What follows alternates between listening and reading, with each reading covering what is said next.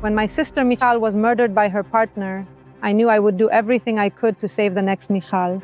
Since then, I have dedicated my life to saving lives and preventing violence against women.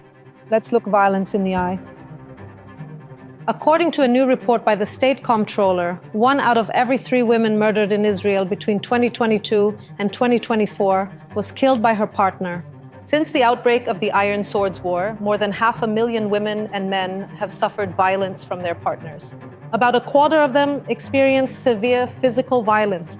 The Israeli government decided more than 8 years ago to establish a national system to address the phenomenon of domestic violence.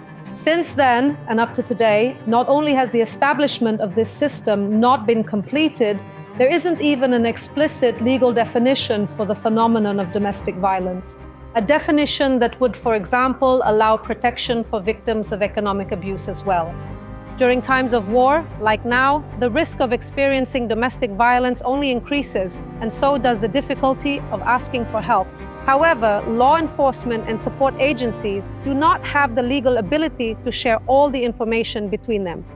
So if a victim of violence moves to another community, as we saw, for example, during the evacuation of communities in the north and south, the continuity of their care may be disrupted. Government investment in actions that could prevent violence in the first place, such as public awareness campaigns, is negligible. How much? Only about 3% of all the resources the government is forced to invest after the fact to protect the rescued victims, imprison the attackers, and rehabilitate them. Less than 10% of offenders who served prison sentences for domestic violence offenses underwent rehabilitation after their release. Law enforcement and treatment authorities have no way to require violent inmates to undergo treatment during or after their imprisonment if they refuse to do so.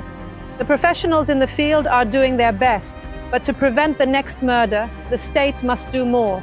Complete the establishment of an effective national system to address domestic violence, adapt policies to emergency situations such as war, expand proactive measures to prevent violence, and do more to raise awareness and successfully identify those who need protection or assistance.